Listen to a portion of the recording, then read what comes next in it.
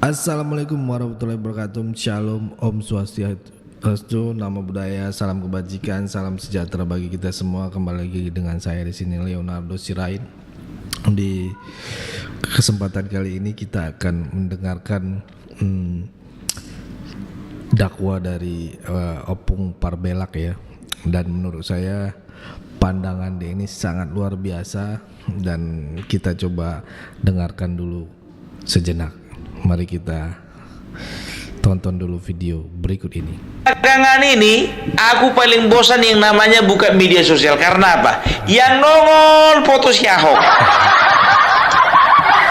scroll ke atas Ahok, scroll lagi ke atas Ahok, di EILC bahas Ahok, rakyat bersuara Ahok juga, Semuanya Ahok. Tahu kalian waktu pertama-tama Patra Niaga ya kasus korupsinya itu, direktur utamanya itu Rifa Sihaan, dari aku yang nggak kenal sama sekali sampai sekarang malam-malam pun kadang-kadang terbayang-bayang, sampai hafal lagu mukanya, bentuk-bentuk jenggot sama kumisnya pun hafal. Karena apa? Di scroll ke atas Rifa Sihaan, scroll lagi ke atas Rifa Sihaan.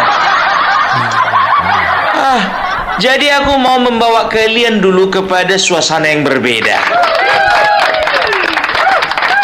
Ya, aku ingin menampilkan salah satu motivator paling kuat dan paling super di Indonesia.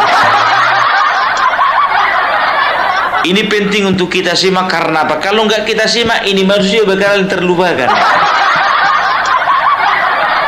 Siapa lagi kalau bukan the one and only Amin Rais?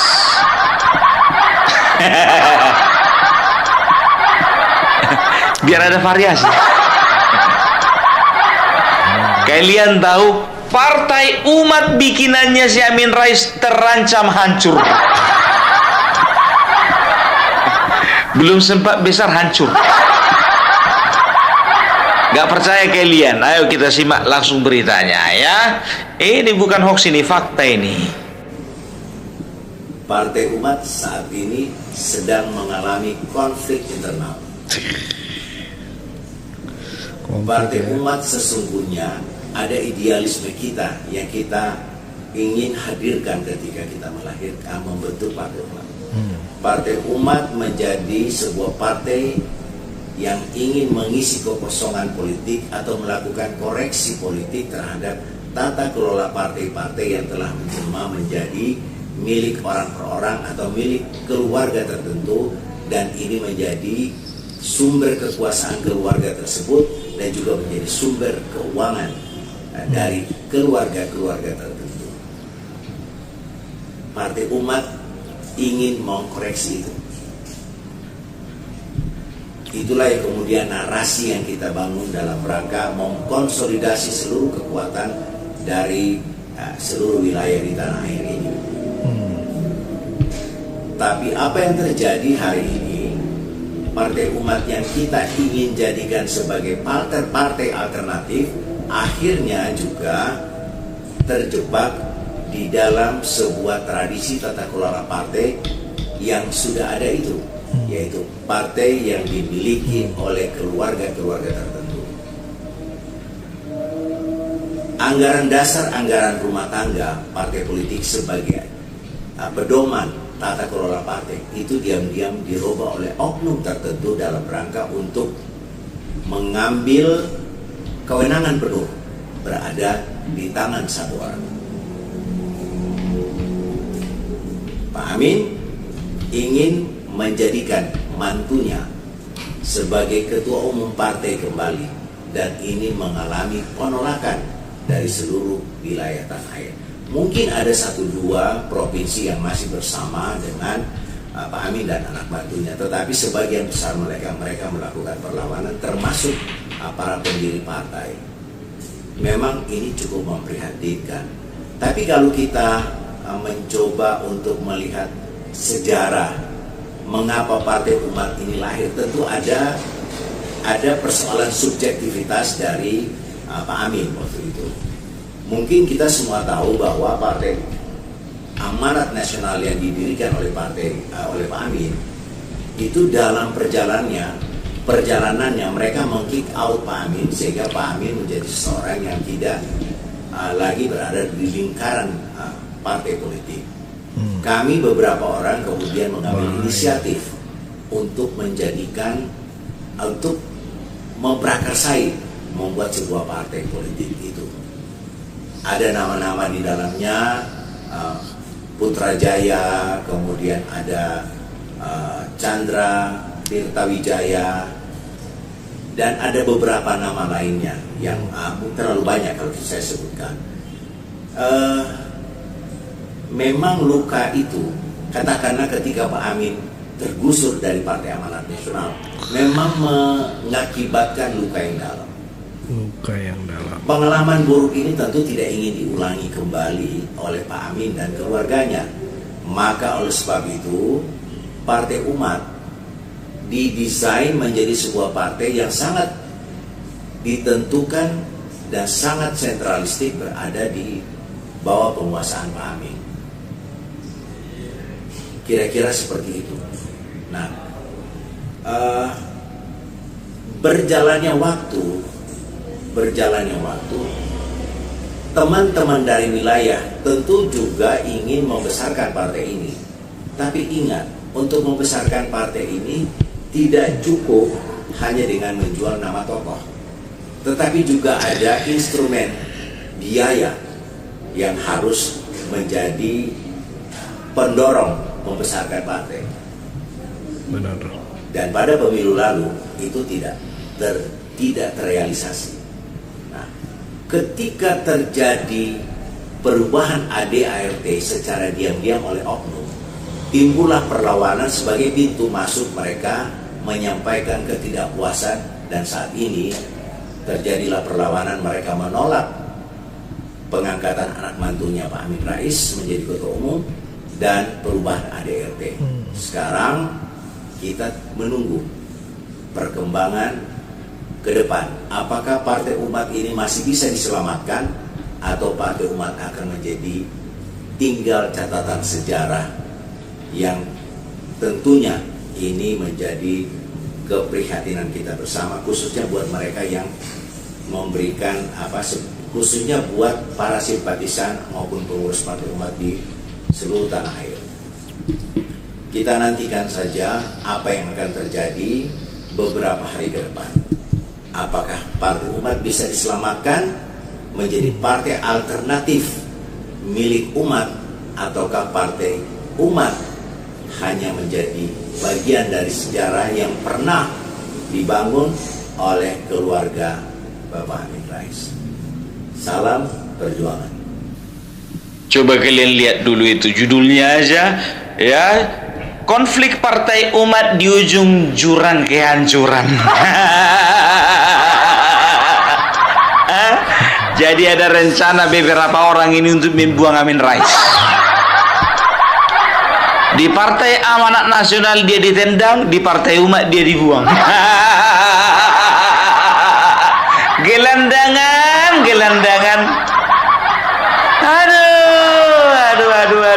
Aduh.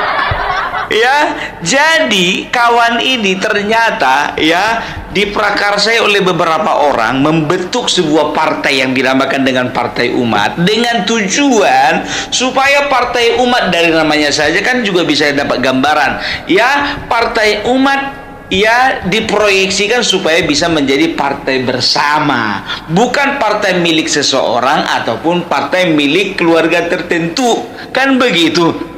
Nah, di tengah jalan ternyata ya Amin Rais ingin mengangkat sekali lagi menantunya menjadi ketua umum. Aku kira politik dinasti cuma ada di merah. Rupanya di si hitam pun ada. Ya hitam lah, kan nama Partai Umat kan hitam. Partai gelap, ya gelap hitam. Makanya Pak Amin kalau mau bikin nama warna partai itu jangan dominan hitam. Aduh. Aduh ya, ternyata tidak semua wilayah, ya tidak semua pengurus setuju dengan tindak tanduknya Amin Rais beserta keluarga. Dan dia mengatakan, pengurusnya ini tadi mengatakan ya bahwasanya ada oknum-oknum yang ingin merubah ADART. Bilang aja Pak, orang-orangnya Amin Rais. Nggak usah ditutup-tutup lagi. Kalau emang udah mau hancur aja. Kan di tepi jurang kalian bilang kan. Itu dia. Dan juga mengatakan bahwasanya ya ada instrumen-instrumen yang diperlukan, yaitu dana, katanya gitu. Cuman di pemilu kemarin tidak terrealisasi. Oh, pantasan nggak pernah bisa nggak ada promosi dan nggak ada sosialisasi, kurang dana tuh.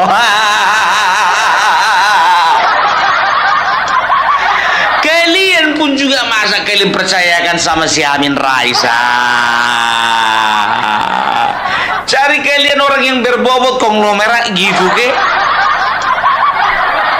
Ya ternyata mereka mengeluhkan bahwasanya pemilu kemarin mereka kekurangan peluru.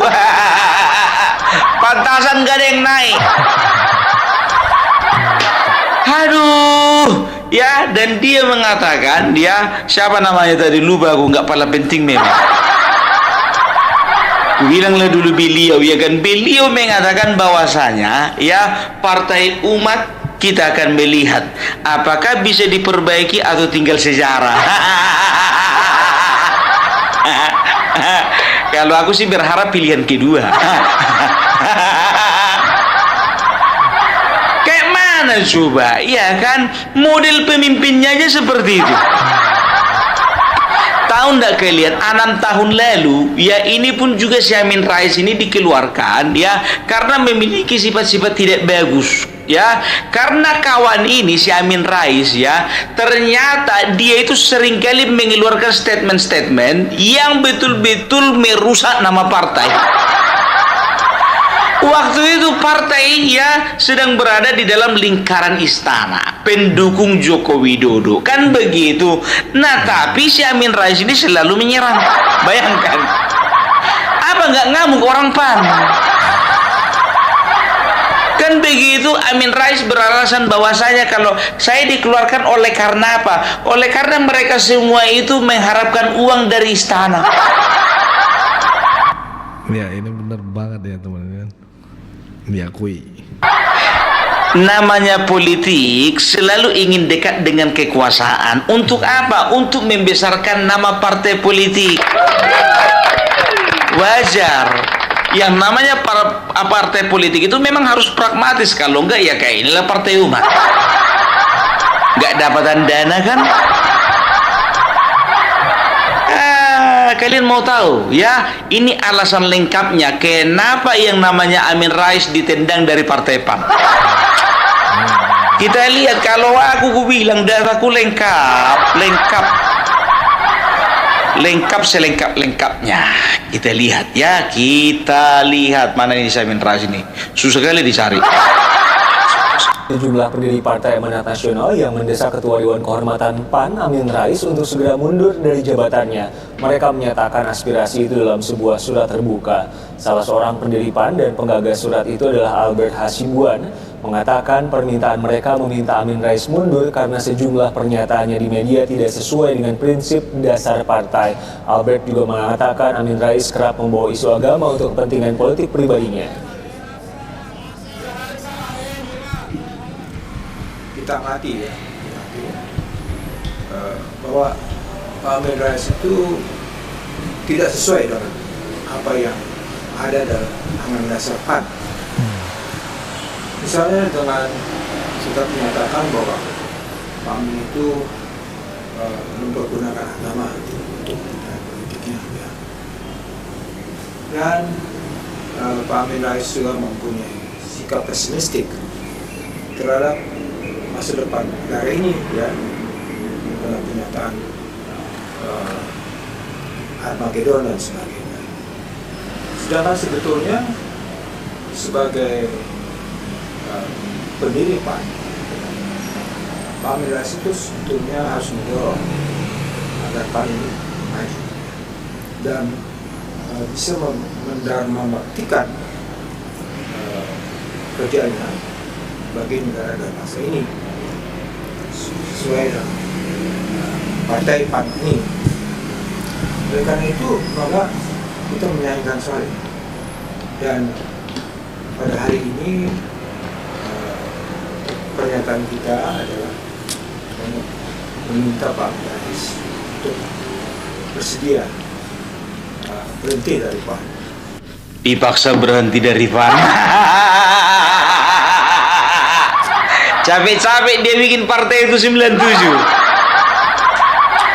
Ujung-ujungnya ditunjang, ditendang. Dengan alasan apa katanya tadi kan? Dia itu seringkali memperalah agama dan juga memiliki ya semangat pesimistik terhadap bangsa ini. Betul kali itu Pak.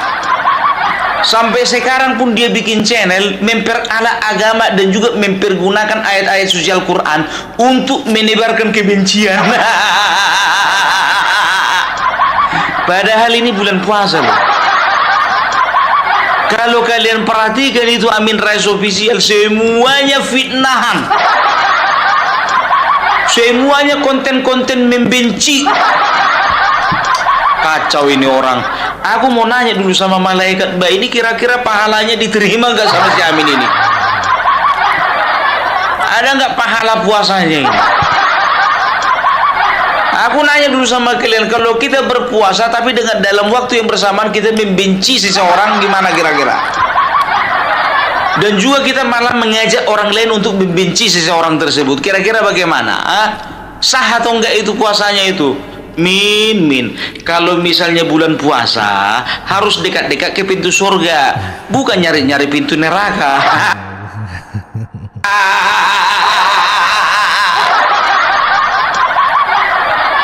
Kau jauhi pintu surga, kau dekati pintu neraka. Ya, isinya orang neraka kan apa coba? Orang-orang yang membenci sesamanya, orang-orang yang menzolimi sesamanya. Inilah manusianya. Ya, ternyata dari tahun 6 tahun yang lalu dia dikeluarkan dari PAN karena apa? Karena dia memiliki sifat ya bagaimana mengajak orang untuk memiliki semangat pesimistik terhadap bangsa ini. Bangsa kita akan hancur, bangsa kita akan merosot, bangsa kita akan penegakan hukum itu akan amburadul. Setelah itu apa, negara ini negara paling korup, negara ini akan hancur-hancuran, negara ini akan porak-poranda. Itu aja isi-isinya, apa namanya, isi khotbahnya itu. Pantaslah kau ditendang kau. Dan kita bisa lihat ya, memang betul ya, waktu itu pada saat itu terakhir posisinya itu sebagai Dewan Kehormatan, kan begitu. Ya udahlah, namanya Dewan Kehormatan ya kan, tapi dipecat dengan tidak hormat. Bukan dipecat sih, lebih tepatnya diminta untuk mengundurkan diri dengan secara tidak hormat. Padahal dia ketua Dewan Kehormatan. Cemana itu Min? Sekarang Partai Umat pun juga diacak-acaknya. Udah aku bilang sama kalian, jujur aja lah ya, kalau kalian mau pilih partai, jangan pilih-pilih partai yang kayak gitu modelnya.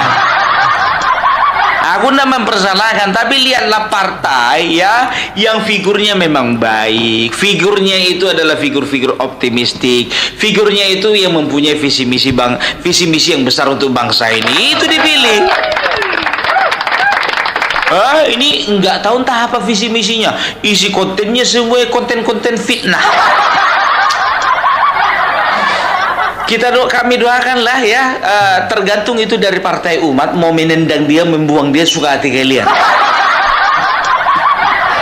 Kalau kami sebetulnya nggak peduli, aku angkat berita ini supaya yang lain tahu. Supaya nanti tahun 2029 masyarakat ini bisa menentukan pilihan yang paling tepat. Nanti berharap ada Partai Umat, rupanya enggak. Kan begitu, nggak ngerti aku lihat si Amin Rais ini. Apa memang karena terhambat selalu cita-citanya ini jangan ingin jadi presiden? Aduh, tolong dulu nih dibawa dulu ke psikiater ini. Jujur aja lo gue bilang, ya kan coba bayangkan kalian ya, sejelek-jeleknya orang, ingat ya, orang yang ilmu agamanya rendah, dia akan berpikir 1000 kali untuk menggunakan agama dan juga ayat-ayat ataupun instrumen-instrumen agama ya untuk menjelek-jelekkan orang lain, apalagi memfitnah. Ya, aku jujur aja aku bilang ya, aku ilmu agama aku itu sangat rendah ya, tapi kalau untuk urusan menjelek-jelekan orang yang seagama denganku, aku berpikir 1000 kali.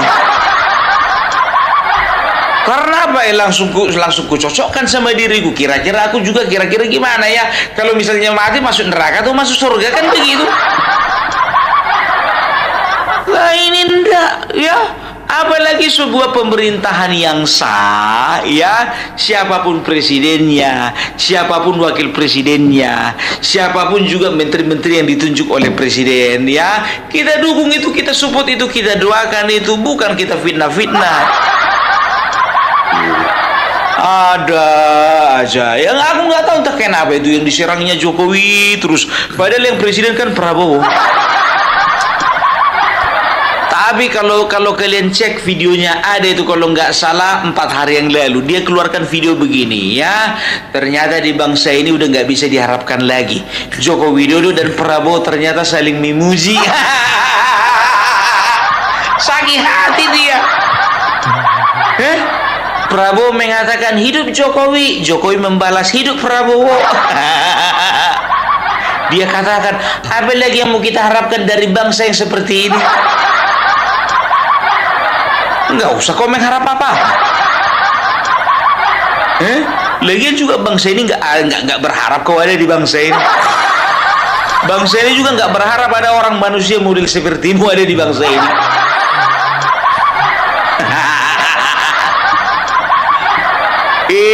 Kalah apa? Aku jujur aja aku bilang, kalau aku punya kakek, punya opung, iya kan, itu selalu ku nasihati itu, Pung, kalau misalnya ngomong itu hati-hati, jangan nanti keseliu lidahmu. Keseliu lidahmu, begitu mati kau nanti contohnya masuk neraka kau dibikin gara-gara lidah gimana? Dicatat malaikat lo itu kata-katamu itu, Pung, ku bilang. Makanya mana pernah menggosip itu apa menjelang akhir hidupnya. Gak pernah itu. Makanya opungku laki-laki biar tahu kalian, nah itu bisa meninggal dengan tenang. Karena apa? Mulutnya nggak pernah fitnah-fitnah pemerintah. Nggak pernah. Ya, jadi itulah dulu dari Opung Parbelak ya. Mudah-mudahan ya, kalau misalnya Amin Rais mendengarkan video Opung Parbelak ini, cepat-cepatlah kau sadar. Waktumu sebentar lagi, kawan. Kau ndak tahu kapan ajal menjemput. Ya, ingat, umur udah di ujung-ujung. Udah di pinggir jurang. Aduh, udahlah ngalah lah kau, keluarlah kau dari partai umat itu. Kasihan mereka. Jujur aja aku bilang ya, kalau memang Amin Rais keluar dari partai umat, ku dukung. Ya, karena manusia-manusia model kayak gini memang nggak cocok untuk dipertahankan.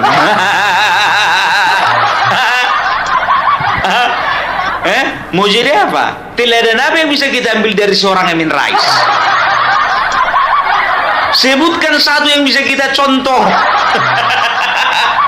Sebutkan. Nggak ada. Sampai sekarang pun juga aku nggak ngerti apa kira-kira yang mau ku contoh dari Amin Rais ini. Nggak ada. Aduh, ya kan mau dibilang produk gagal udah terlalu tua. Kecuali kalau masih umur 40 dibilang produk gagal, oke lah. Ini udah tua dia, mau dibilang produk gagal, udah kelamaan hidup di dunia.